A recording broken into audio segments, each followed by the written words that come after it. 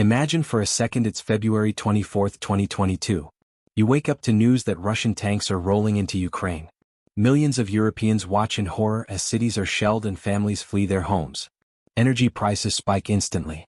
Panic spreads. Households across the continent brace themselves for an economic nightmare. But in one country, a very different calculation is being made. In Oslo, government officials are quietly crunching numbers. Norway, Europe's forgotten energy giant, is about to become obscenely rich. Not in months, not in years, in weeks. By the time the smoke clears from the first year of war, Norway will have made an extra $111 billion, that's billion with a B.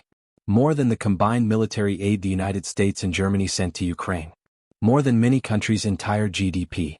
All from selling natural gas to desperate Europeans who had nowhere else to turn. This is the story of how one of the world's richest, most progressive countries became what critics call a war profiteer. How a nation famous for awarding the Nobel Peace Prize ended up cashing in on Europe's worst conflict since World War II. And why that money, sitting in the world's largest sovereign wealth fund, has become one of the most controversial fortunes on earth. Let's rewind. Before Norway was swimming in oil money, it was literally swimming in fish. In the 1960s, Norway wasn't poor exactly, but it wasn't special either.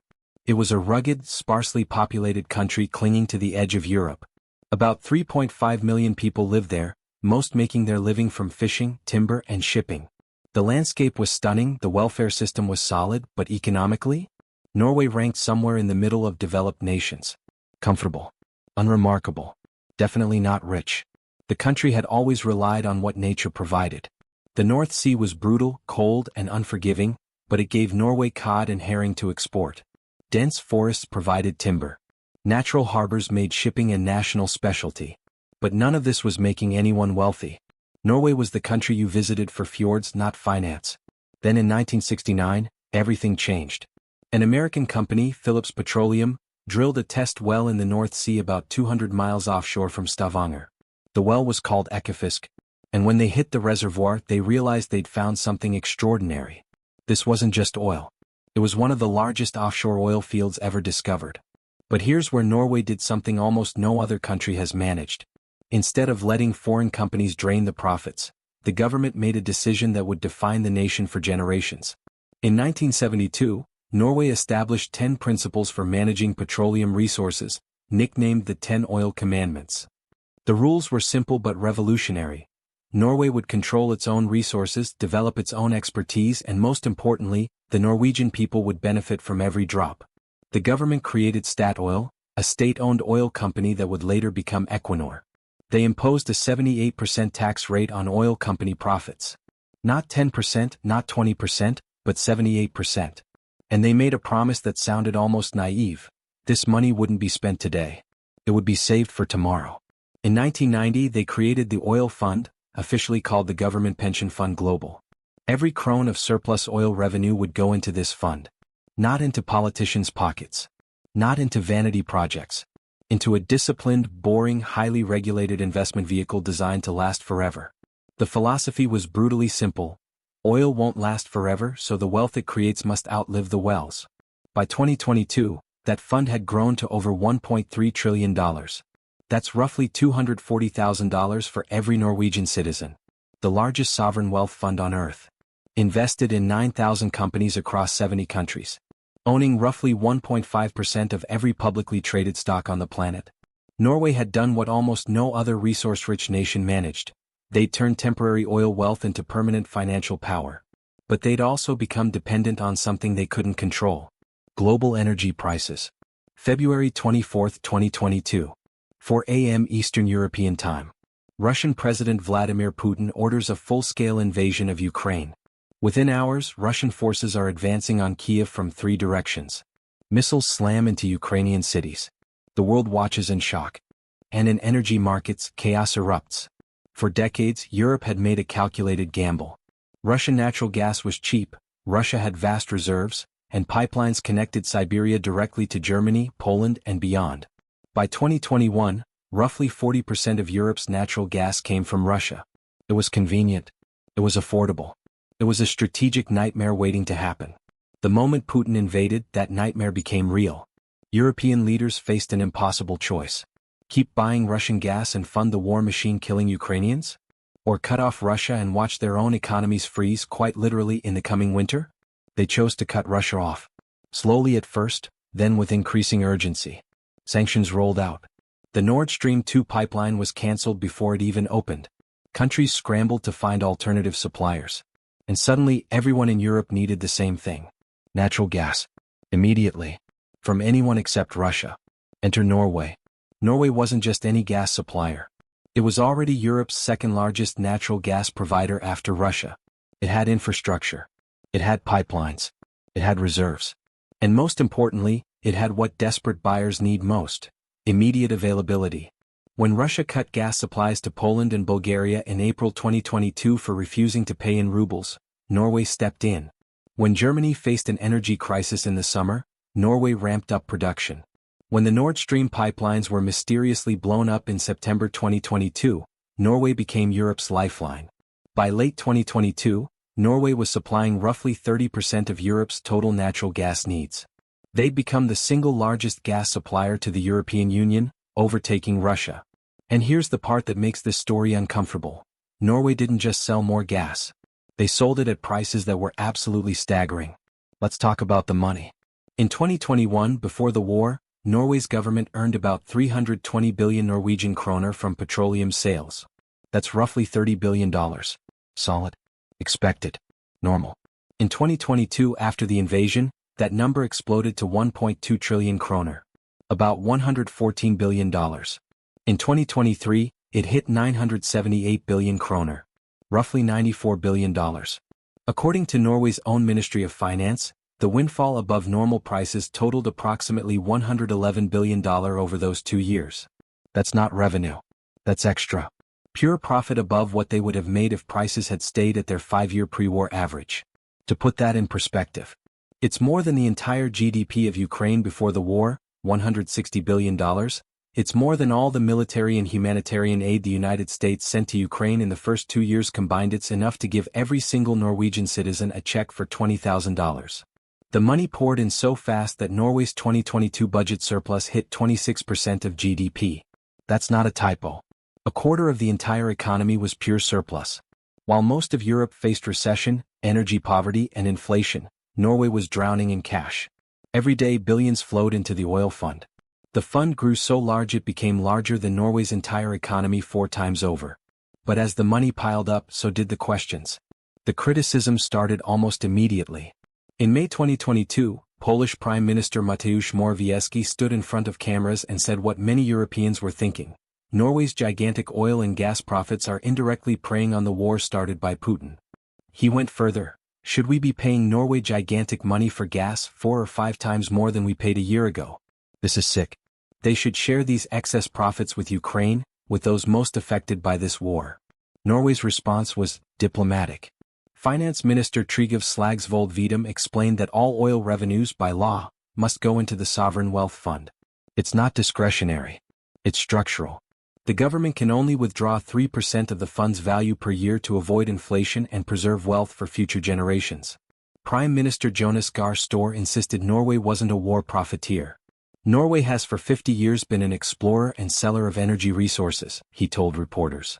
Norway does not fix those prices. Technically he was right. Norway didn't set the prices. The market did. Supply collapsed, demand surged, prices skyrocketed. Economics 101. But critics weren't buying it. Lars Henrik Perup Mikkelsen, director of the Norwegian Climate Foundation, put it bluntly, most European countries are getting poorer because of the war. Norway is getting richer, much richer. We are in a completely different position than the rest of Europe, and with that comes responsibility.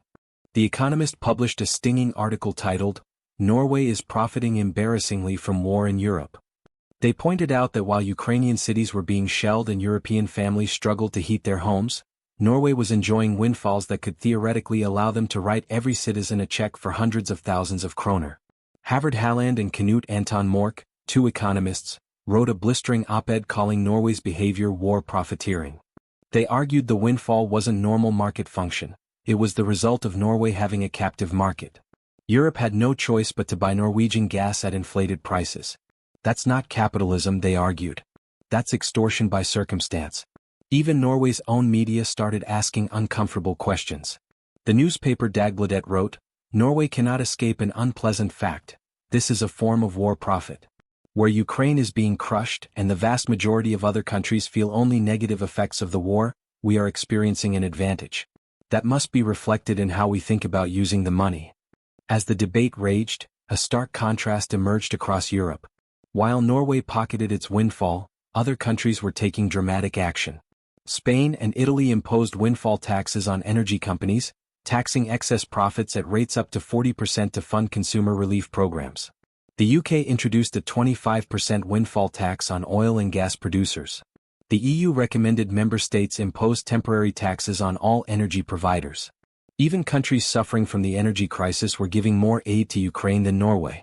Denmark, with a fraction of Norway's wealth, donated 2% of its GDP to Ukraine. Estonia contributed 2.2%. Poland, despite facing economic hardship from both the war and energy prices, gave 0.8% of GDP. Norway, 0.7% of GDP. In absolute terms, Norway committed roughly $3 billion in aid to Ukraine over 2022 to 2023. That sounds generous until you realize it represents less than 3% of their war windfall. Germany, despite facing its own energy crisis, provided over $16 billion in aid. The United States sent $92 billion. Both countries were bleeding economically from the war's spillover effects. Norway was making money. Lots of it. And keeping almost all of it. The moral arithmetic was uncomfortable. From the perspective of European households, every euro they paid for inflated Norwegian gas was a euro they couldn't contribute to Ukraine aid or domestic relief. Higher energy costs meant governments had less fiscal room to raise taxes for wartime support. As Halland and Mork wrote, the elevated gas prices were equivalent to a Norwegian war tax on Europe. The increased energy costs strained budgets, reducing government's ability to support Ukraine. So why didn't Norway just give the money away? The answer lies in one of the most successful and most rigid fiscal frameworks in modern history. Norway's sovereign wealth fund operates under strict rules designed to prevent exactly what critics were demanding: emotional short-term decisions driven by current events. The framework is simple.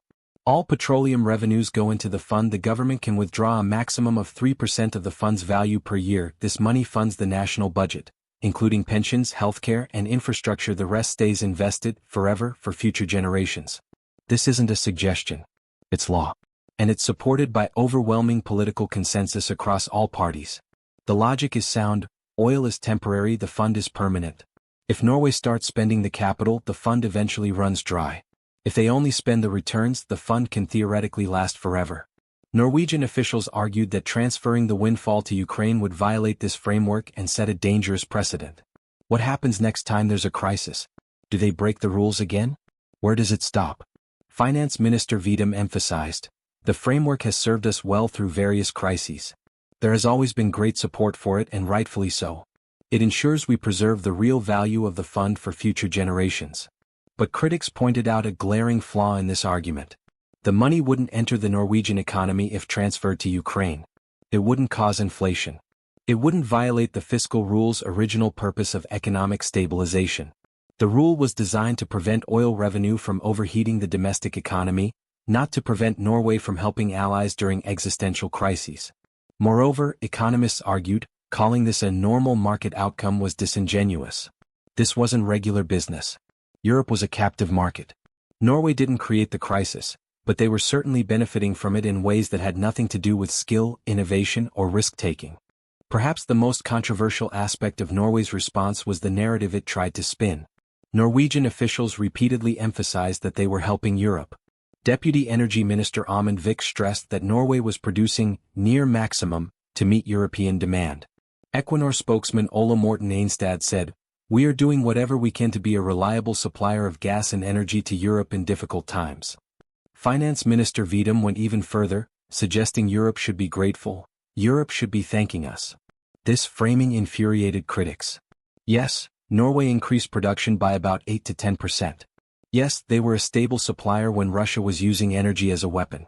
But they weren't doing it for free. They were doing it at market prices that were 4 to 5 times higher than the previous year. As Polish PM Morawiecki pointed out, paying 4 to 5 times more for the same product isn't charity. It's a transaction.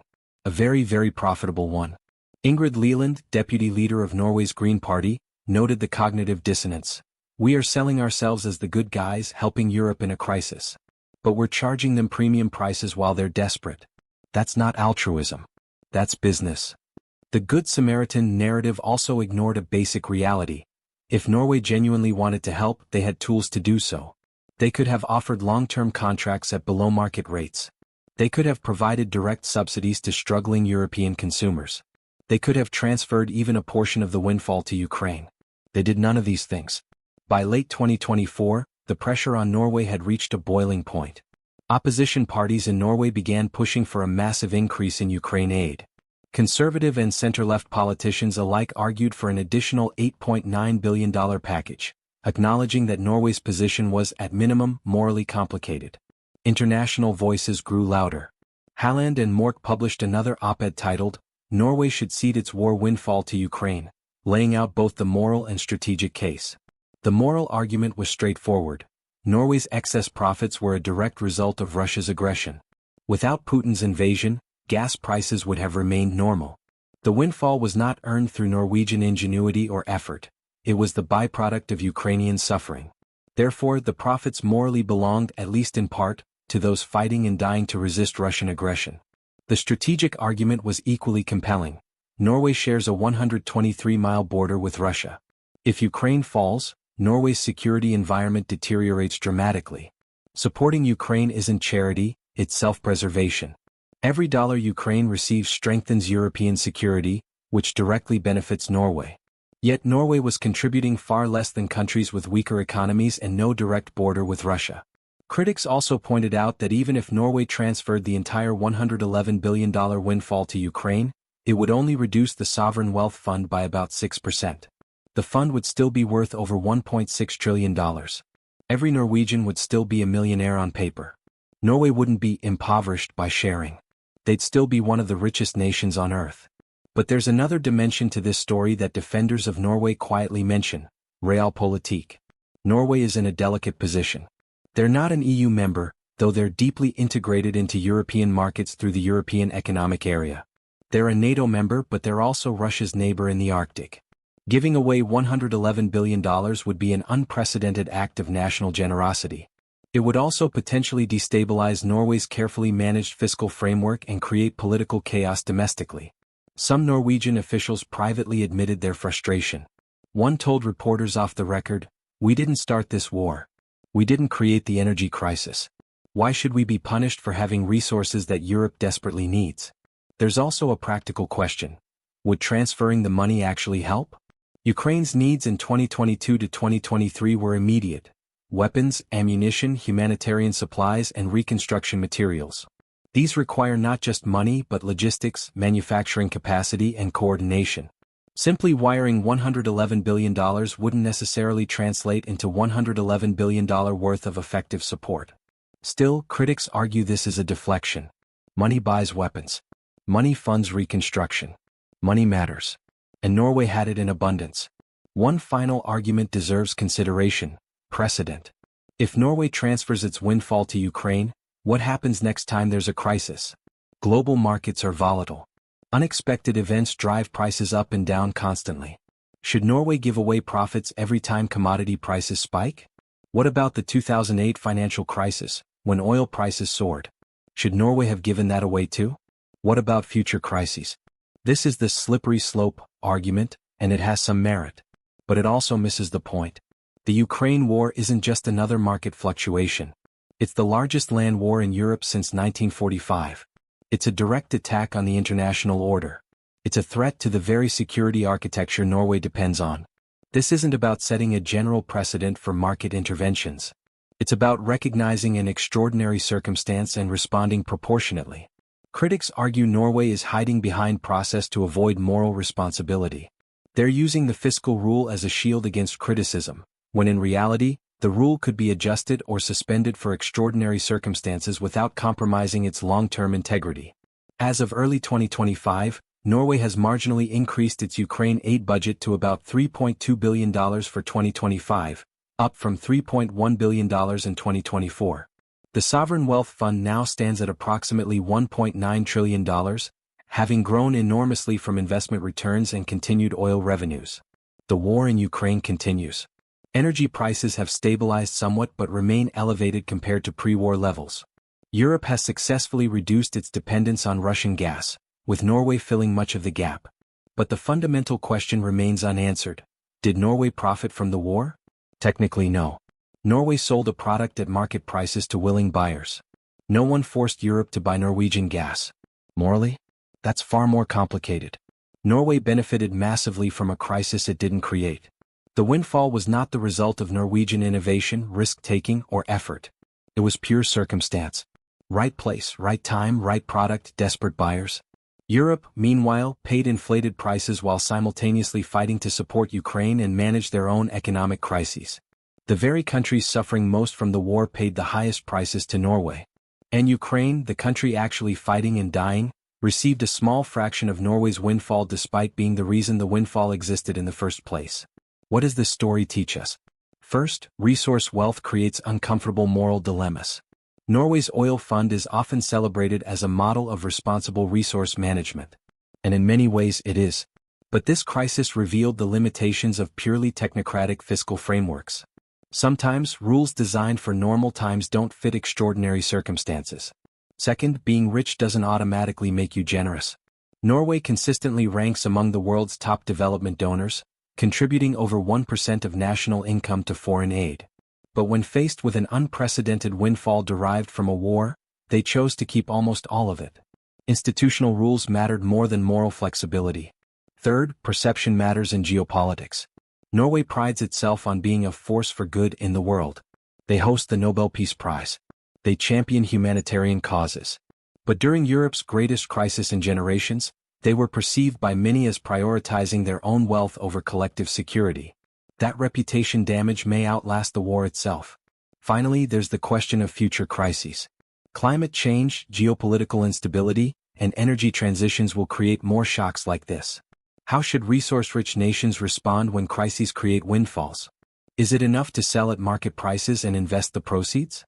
Or does extraordinary wealth during extraordinary times create extraordinary obligations? Norway chose to treat the Ukraine war as business as usual. Whether that was pragmatic fiscal responsibility or moral failure depends on who you ask. But one thing is certain. When historians write the story of the Ukraine war, they won't just talk about the countries that fought and the countries that aided. They'll also talk about the country that got rich. And whether you think Norway earned that money or exploited a crisis, one fact is undeniable. While Ukrainian cities burned, Norway banked $111 billion. That's not an opinion. That's just math. Final thoughts. The Norway-Ukraine story isn't black and white. It's a case study in how markets, morality, and national interest collide during crises. Norway followed its rules. They supplied energy when Europe desperately needed it. They didn't create the war or the energy crisis. But they also made more money in 2 years from that war than some countries will earn in a decade. Money that came from desperate Europeans with no alternatives. Money that might have changed the course of the war if directed to Ukraine. Whether that makes Norway a reliable partner or a war profiteer isn't for me to decide. But it's a question worth asking. Because the next crisis is coming. And how we answer these questions now will shape how we respond then. Thanks for watching. Let me know in the comments what you think. Should Norway have given the windfall to Ukraine? Or were they right to stick to their fiscal rules? I'll see you in the next one.